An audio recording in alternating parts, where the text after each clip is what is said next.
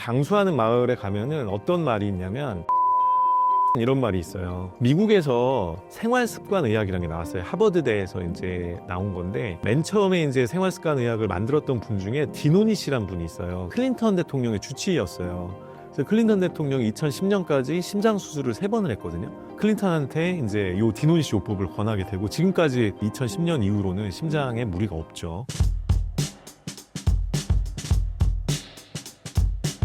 네, 안녕하세요. 저는 메디람 한방병원을 운영하고 있는 병원장 김지호 원장입니다. 부모님께서 암으로 다 돌아가셔가지고 35세 이제 한의대로 와서 지금 암 환자를 12년째 보고 있는 암 전문으로 진료하는 한의사고요. 그래서 현재는 저희 병원에 암 환자분들이 이제 100분 정도 입원해서 저희가 수술항암 방사 이후에 오시는 분들을 이제 케어를 하고 있는 상황입니다. 암을 예방하는 데 있어서 식습관은 어느 정도로 중요한가요? 식습관이 이제 암 예방에 있어서 매우 중요한데요. 그러니까 지금까지 연구를 보면은 암 발생의 30%, 많게는 이제 50%까지 이 잘못된 식습관이 이제 암을 유발한다. 이제 이런 연구 결과도 있고요. 그래서 이제 건강한 식단이 뭔지는 뒤에서 제가 자세히 좀 말씀드릴 텐데, 이 건강한 식단들은 암세포 성장을 억제하고요. 또 면역력을 올릴 수도 있고, 신체 염증을 줄이는 데도 도움이 됩니다. 그리고 이제 장내 미생물 환경을 이제 개선하는 그런 음식의 섭취가 암 예방에 이제 직접적인 영향을 미치는데요. 그게 왜 그러냐면, 우리 면역계는 사실 핵심은 2개라고 보시면 됩니다. 그게 하나가 흉선이라는 거고요. 이 가슴뼈 뒤편에 있습니다. 근데 이 흉선은 60대가 되면은 10대 10% 정도밖에 안 남거든요. 다 퇴화를 해가지고. 그러니까는 연세가 드시면 면역은 계속 떨어지게 되는 거고, 그러면서 이제 나이가 들면서 암을 억제를 못하니까 이제 암이 계속 발병률이 높아지게 되는 거죠. 연세에 따라서. 그런데 이제 이 흉선 말고 핵심적인 면역기관이 하나가 더 있는데요. 그게 바로 장입니다. 특히 소장인데요. 소장암은 잘 못 들어보셨을 거예요. 소장암은 발병이 아주 적거든요.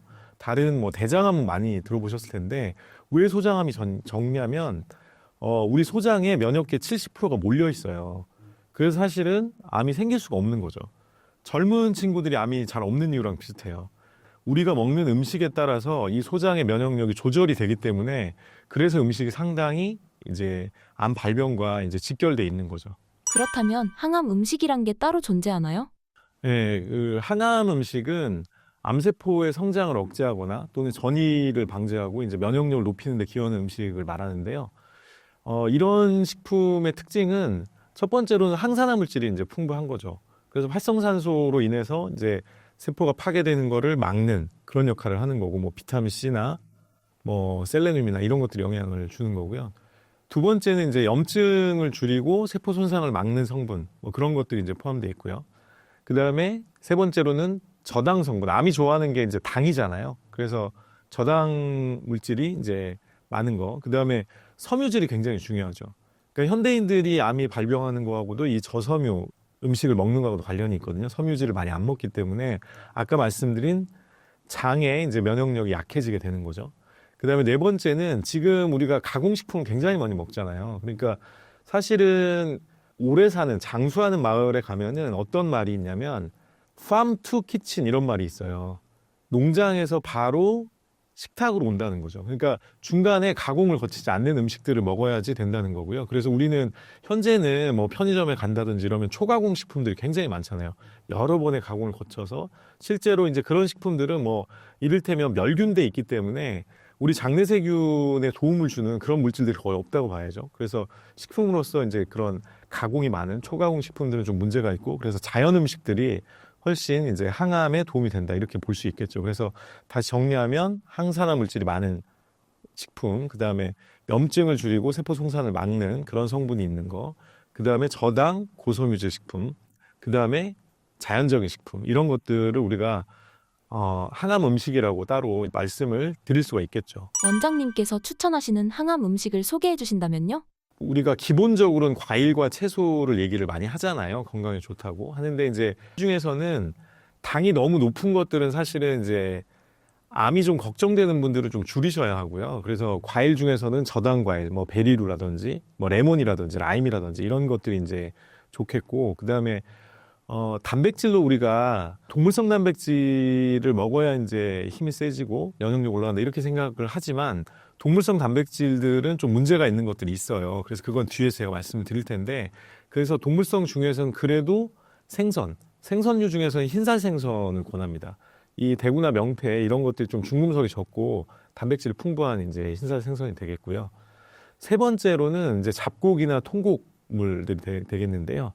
뭐 현미라든지 퀴노아라든지 귀리라든지 섬유질이 좀 풍부한 이런 이제 통곡물이죠. 많이 깎아내지 않은 그런 곡물들을 먹어야 이제 혈당 피크나 이런 걸 막을 수 있기 때문에 잡곡이나 통곡물을 권하는 거고요.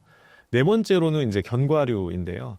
견과류 중에 사실 가장 뭐 권장 드릴 만한 거는 호두입니다. 그건 왜 그러냐면은 견과류들 중에서 오메가3와 6 비율이 제일 높아요. 호두가 그나마.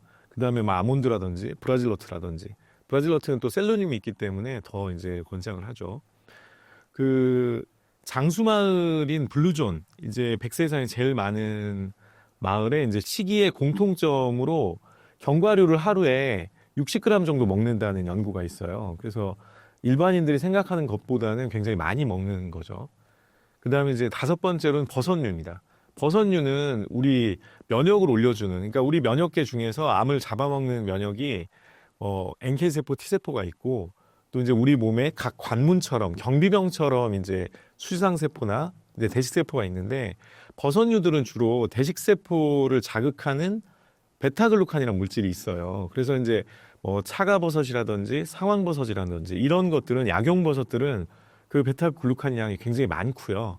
또 일반적으로 우리가 먹는 뭐 표고버섯이나 이런 식품을 먹는 것들에도 꽤 있기 때문에 버섯류를 평상시에 이제 즐겨 드시면은 면역력을 올리는데 도움이 되겠고 그다음에 이제 암을 억제하는데 도움이 될 수 있겠습니다. 정리를 하자면 첫 번째는 야채류와 그다음에 과일 중에 저당 과일. 그게 이제 첫 번째고요. 두 번째로는 이제 단백질 중에서는 동물성인데 그 중에서도 신살 생선을 이제 권하게 되고요.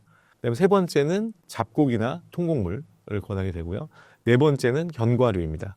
그리고 다섯 번째는 이제 버섯류고요. 소개해주신 항암 음식들의 공통점이 있을까요? 이 음식들의 공통점은 일단 항산화 효과가 높다고 봐야죠.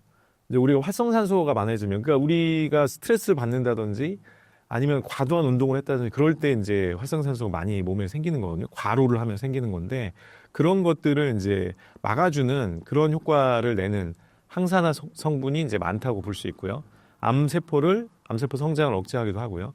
그다음에 두 번째로는 염증을 억제하는 효과가 있습니다.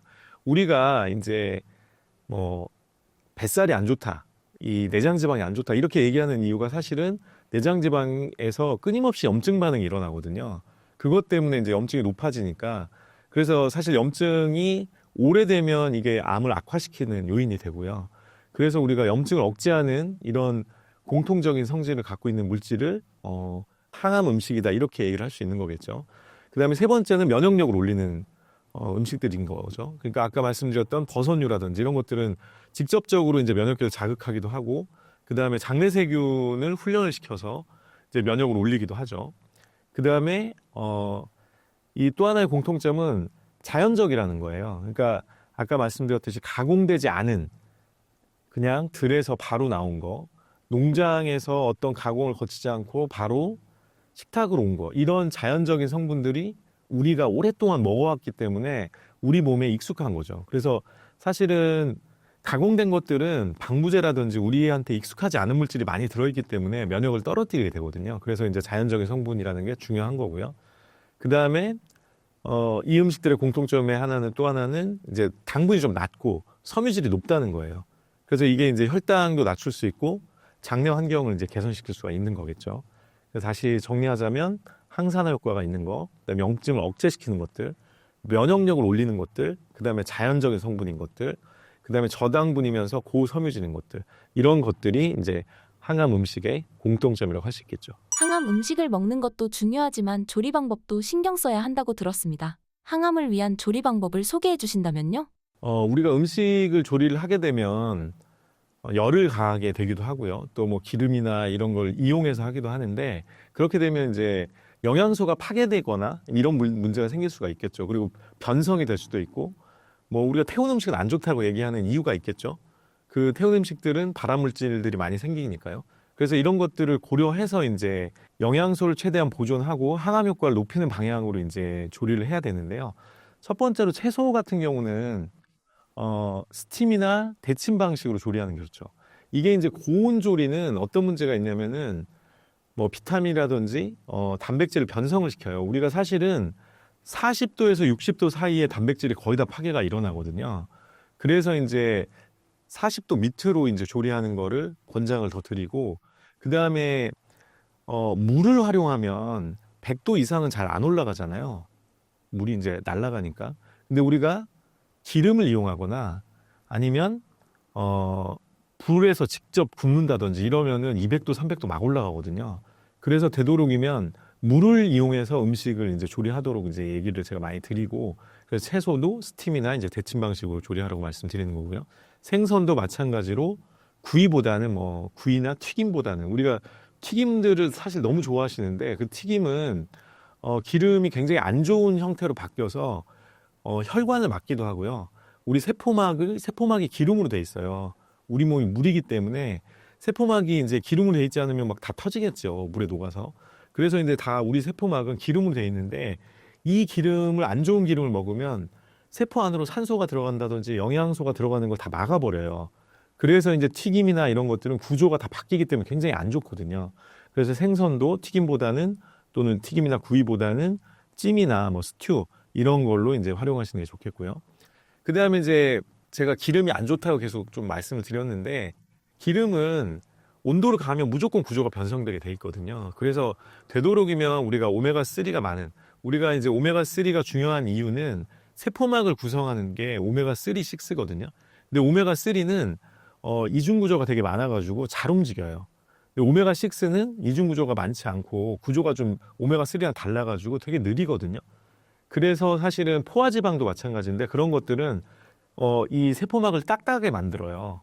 그래서 이제 우리 뭐 암 환자들한테는 되도록이면 오메가3가 높은, 오메가3가 4대 1, 오메가3 대 6의 비율이 4대 1인 뭐 냉합착 아마씨유나 냉합착 들기름. 여기서 냉합착은 39도 밑에서 이제 압착을 한 거거든요. 그러니까 아까 제가 말씀드린 40도가 안 넘는 그런 조리법을 쓴 거죠, 이것도. 열을 가하지 않고 이제 이런 냉합착 아마씨유나 냉합착 들기름은 우리가 주로 열을 가한 요리의 마지막에 드레싱으로 이제 활용을 하도록 그렇게 말씀을 드립니다.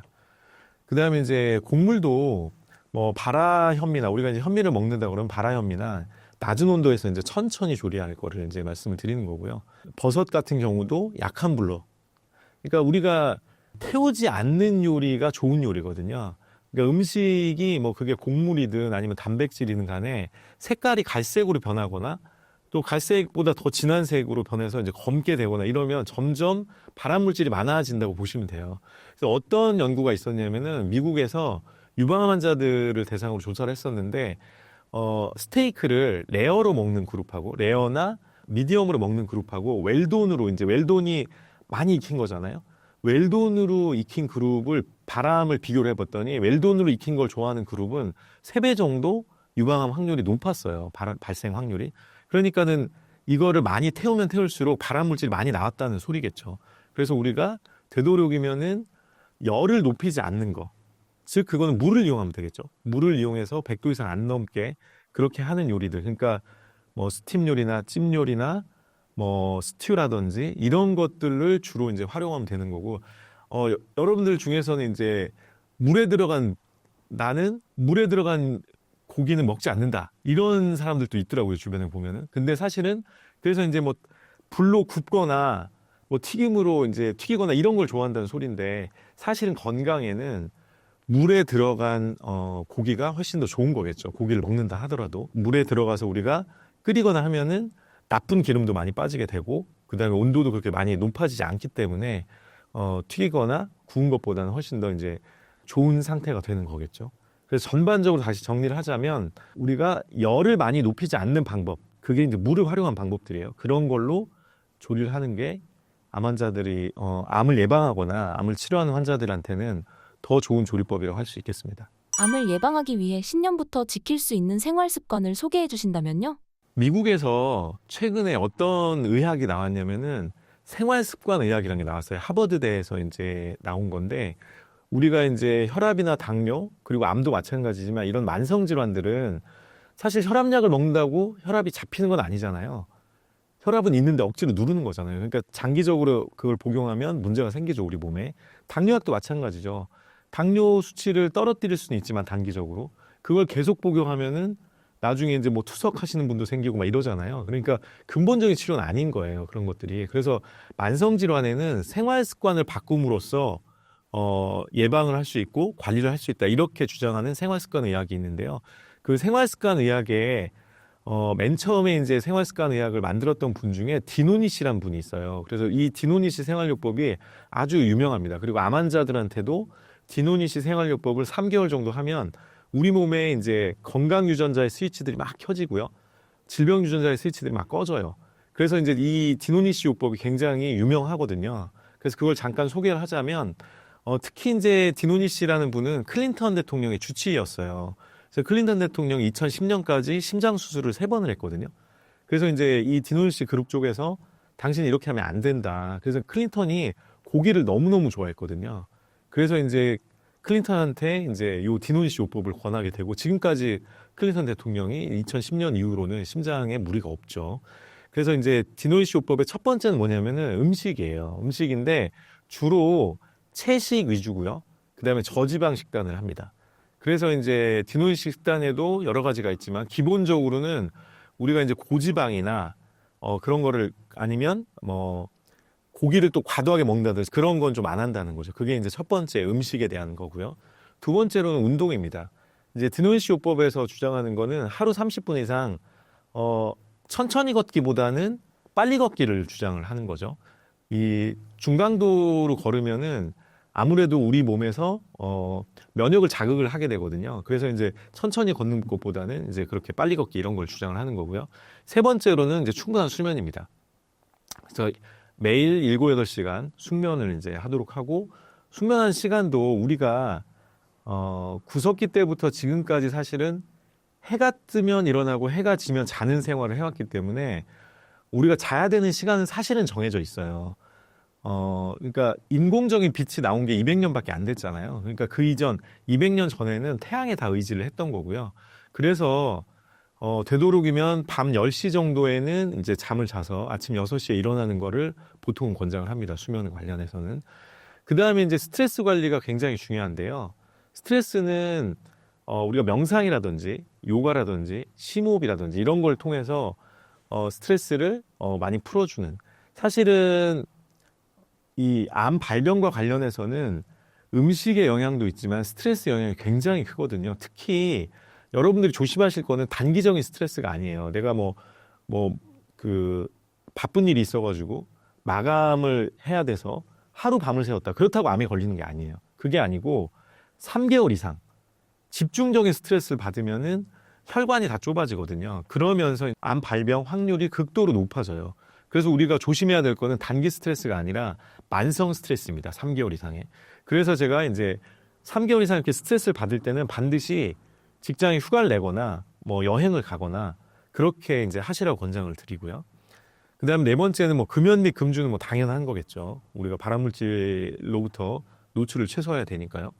그다음에 또 중요한 게 정기 검진이에요. 이게 왜 중요하냐면은 제가 암 환자들을 많이 보면서 안타까운 게 너무 늦게 발견돼가지고 이제 1, 2기에 발견되면 대부분이 1, 2기는 수술이 가능하고요.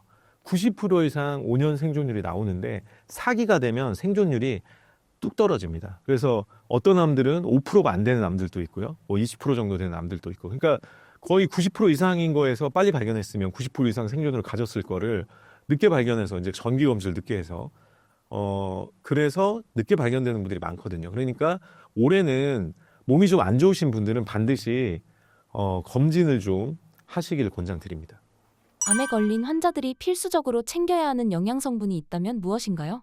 네, 이제 암 환자들은 일단은 면역력을 올려야 되기 때문에 면역과 관련된 그런 영양 성분들을 많이 권해드리는데요. 첫 번째로는 비타민 D죠. 비타민 D는 우리가 이제 햇볕을 많이 안 쏘는 생활을 하기 때문에 지금 굉장히 많이 떨어져 있거든요. 그래서 비타민을 이제 먹어줘야 면역력이 올라가고요. 이게 암세포 성장이나 줄기함을 억제한다는 그런 논문들도 있습니다. 그래서 비타민 D를 먹어야 되고요. 또 우리가 이제 착각하는 것 중에 하나가 비타민 D가 칼슘을 뼈에 넣는다 이렇게 생각하지만 사실은 비타민 D 말고 필수적으로 칼슘을 뼈에 넣는데 필요한 성분이 있어요. 그게 비타민 K2예요. 비타민 K2는 한국에서는 작년에 허가를 받았기 때문에 일반적으로 잘 모르시거든요. 근데 실제로는 비타민 K2가 핵심적인 역할을 합니다. 비타민 D는 만약에 우리가 비타민 D와 칼슘을 먹으면 혈관 정도까지밖에 안 가거든요. 그래서 혈관 벽에 이제 칼슘이 쌓이는 문제가 생기고요. 그래서 비타민 K2를 먹어서 뼈에 칼슘을 흡수하는 그런 게 필요하겠죠. 그래서 비타민 D와 함께 비타민 K2를 꼭 드시라고 권장드리고요. 그 다음에 이제 강력한 면역 미네랄로 우리가 얘기하는 게 셀레늄이에요. 그래서 독일 쪽에서는 셀레늄을 암 치료에 굉장히 많이 쓰죠. 그리고 이제 식품 중에서는 브라질 너트에 이제 이게 많고요. 그 다음에 이 세포막을 구성하는 거의 핵심이 오메가3라고 그랬잖아요. 그래서 오메가3를 뭐 영양제로 먹는 것도 좋겠지만 그런 영양제보다는 음식으로 아까 제가 말씀드린 들기름, 냉합착 들기름이나 냉합착 아마시유 이런 거를 이제 평상시에 드레싱으로 많이 드셔서 하면 좋을 것 같고요. 그 다음에 이제 각종 이제 폴리페놀들 우리가 천연물질 중에서 이제 가장 항산화 성분이 항산화성이 높은 걸로 폴리페놀을 얘기해요. 사과에도 많고요, 녹차에도 많고, 뭐 베르베에도 많아요. 그런 폴리페놀들을 많이 먹자. 그러니까 뭐 야채나 과일을 많이 먹자는 얘기죠. 그 다음에 이제 장내 세균을 건강하게 만드는 프로바이오틱스들을 먹자는 건데 시중에 나와 있는 프로바이오틱스 제품들은 생각보다 우리가 생각하는 것보다는 효과가 조금 떨어져요. 이유는 뭐냐면 이걸 인공적으로 키웠기 때문에 장에 들어가면 생균을 먹더라도 거의가 죽거든요. 그래서 사실은 더 좋은 거는 발효식품이나 이런 걸 먹는 게 더 좋은 거예요. 한국에는 청국장이라는 굉장히 강력한 발효 음식이 있죠. 이게 냄새 때문에 사람들이 이제 좀 꺼리는 게 있지만 사실 이 항암 성분으로 보면은 일본의 나또보다 훨씬 높고요. 나또의 몇 배쯤 됩니다. 청국장이. 그래서 저는 되도록이면 프로바이오틱스 중에서는 가장 강력한 걸 이제 청국장으로 얘기를 하죠. 그래서 이렇게 발효 음식을 꾸준히 챙겨 먹으면 면역력을 올리는데 또 도움이 많이 되겠죠.